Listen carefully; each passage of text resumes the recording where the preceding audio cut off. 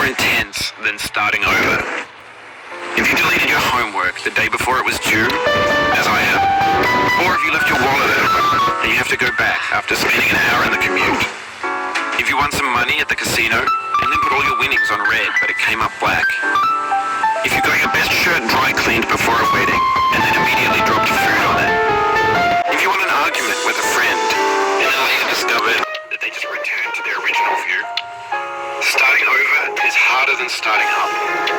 If you're not ready for that, like if you've already had a bad day, then what you're about to go through might be too much. Feel free to go away and come back. I'll be here. Alright, thanks for coming with me on this trip. I'll understand if you have to take a break at any point. Just find a safe place to stop and quit the game.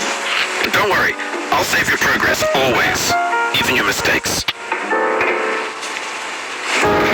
This game is a homage to a free game that came out in 2002 titled Sexy Hiking. The author of that game was Jazzuo, a mysterious Czech designer who was known at the time as the father of B-games. And B-games are rough assemblages of found objects.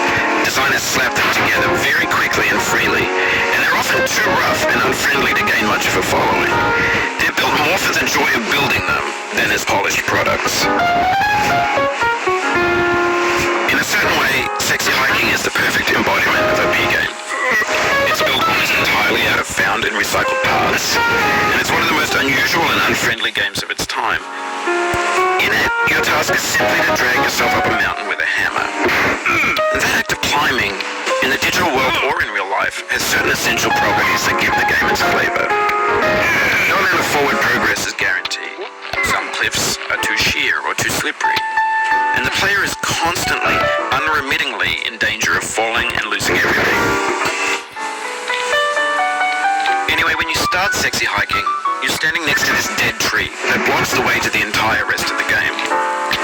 It might take you an hour to get over that tree, and a lot of people never go past it. You prod and you poke at it, exploring the limits of your reach and your strength, trying to find a way up and over. And there's a sense of truth in that lack of compromise. Most obstacles in video game worlds are fake. You can be completely confident in your ability to get through them once you have the correct method or the correct equipment or just by spending enough time. In that sense, every pixelated obstacle in Sexy Hiking is real.